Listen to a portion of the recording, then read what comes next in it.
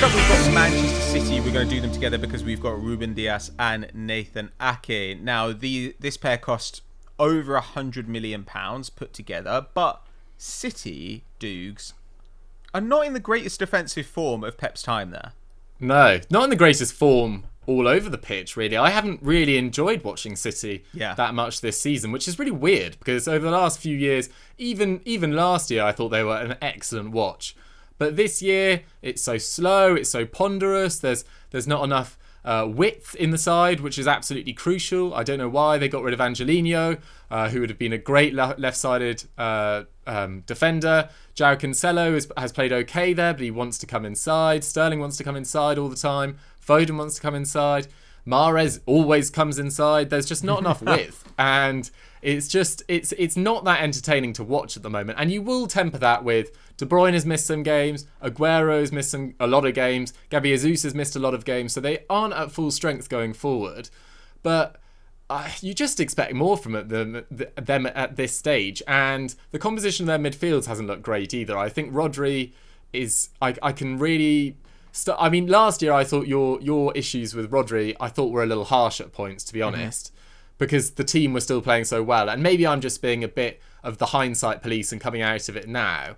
But I haven't really been that impressed with Rodri so far in a single pivot. I actually think he's looked pretty good when he's playing alongside Fernandinho, but his passing isn't exciting enough. He's not brave enough on the ball, and he looks like he can be overrun, with quick runners around him quite easily. Having said that, he did have quite a good game against Sheffield United, which I did watch at the weekend. So he's blowing hot and cold at the moment, but it's still a little bit troubling that I'm kind of yearning for a 35-year-old Fernandinho to get back in there.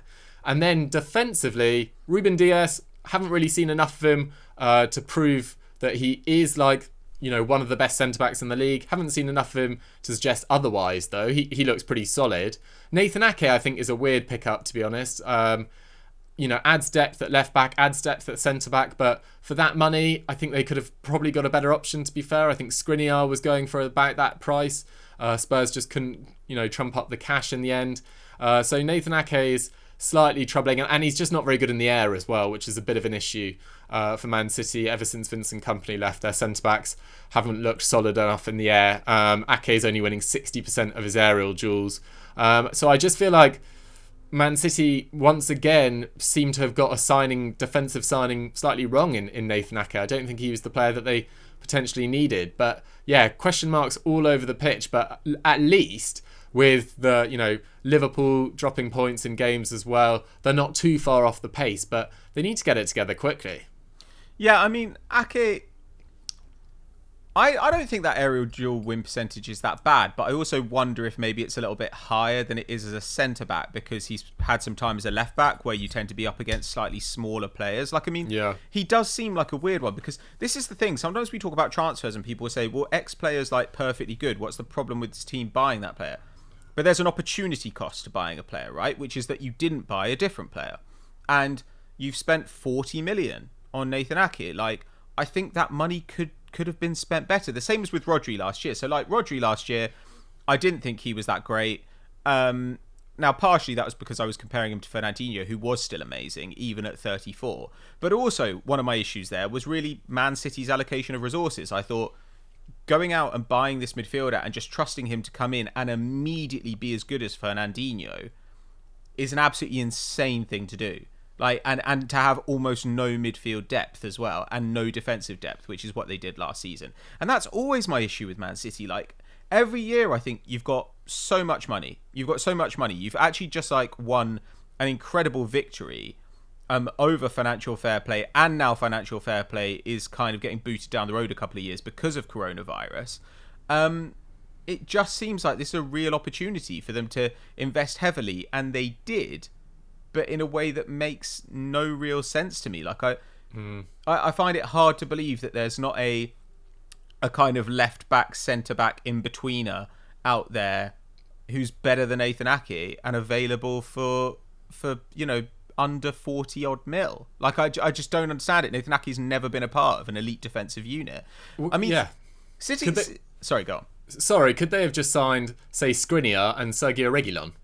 Yeah, or they could have signed Ben Chilwell for very similar money. And Ben Chilwell actually is pretty good in the air. I think he at one point played in a back three at Leicester. So, I mean, and plus he's just a better long-term asset to have. Like, he's younger. I think that he's much more versatile. They still need an elite left back. Like, when Laporte and Ruben Dias are fit now, I don't see why you'd start Ake. Like, is he their best left back? Is he better than playing Cancelo there? Is he better than Zinchenko? Is he better than Mendy? Like, probably not. If he is, it's not by much. And when Laporte and Dias are both fit, you're not going to start Ake as a centre-back. Whereas Chilwell could play basically whoever's fit. Like, Chilwell would be your starting left-back most of the time.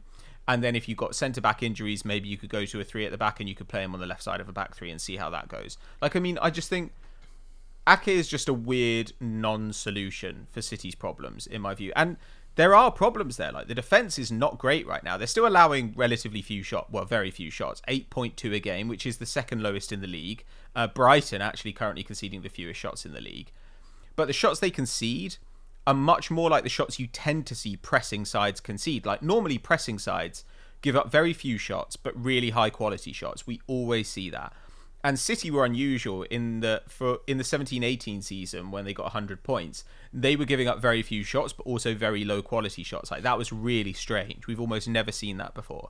And now they're they're back to a much more conventional kind of statistical profile.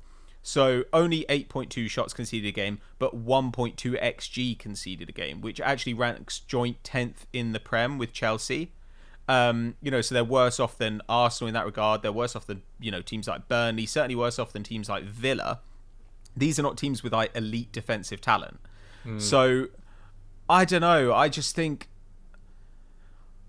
if the team's defense improves over the course of this season, that's pretty much the only way that I can judge their defensive signings, because City have so much of the ball that their defensive players always have terrible stats, except João Cancelo. Like, they never put up tackles and interceptions. Diaz is yet to attempt to tackle in the Premier League.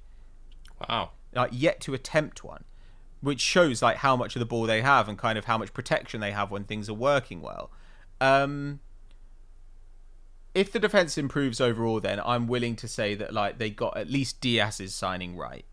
If the defense carries on like this for a while, then I will feel completely vindicated and basically say that like the Ake money at least was kind of wasted. And I don't know, I just think that like we're in year 5 of Pep now.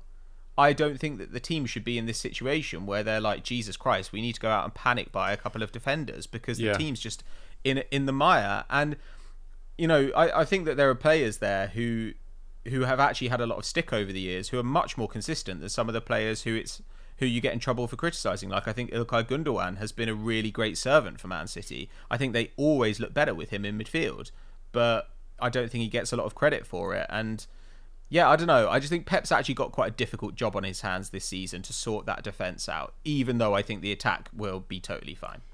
Yeah. I'm less sure about the attack, to be honest. I don't know. It'll be different when Aguero and Gabby Jesus are back for sure. But could they have gone out this summer, and knowing the injuries that Aguero gets every year, and knowing that Gabby Jesus' fitness isn't great either, and just got a third striker? Like, most top teams have 3, elite strikers. I know it might be difficult to tempt them, but someone young with the potential to play a lot of games, because They do look a bit toothless without a front 9. I feel like there's so many players just going into the same sort of areas, clustering up the centre of the pitch. And, Ferran Torres has done admirably there in the last couple of games. I think he's actually looks like he's way ahead of where I thought he was going to be. I thought it was going to take at least 6 months to adapt to Pep's system, and actually he looks like scrappy as hell. And I think he's going to be quite a good, useful contributor for them. But I feel like City have got worse than last year. Definitely going forward, and they're considerably worse than obviously the year before that, and it feels like Pep's cycle could end this year with yet another sort of no league title, which used to be his bread and butter, and City with issues throughout the side really, and with another striker needed to replace Aguero, and the squad just looking weaker than it probably did 3 years ago. So I don't know. I'm not that hot on Man City at the moment, to be honest. I'm quite disappointed in them. Yeah, I agree, Diggs. Very disappointed in them. Should we move on to another side that I'm disappointed in, which is Barcelona, who obviously spent £54 million on Miralem Pjanic.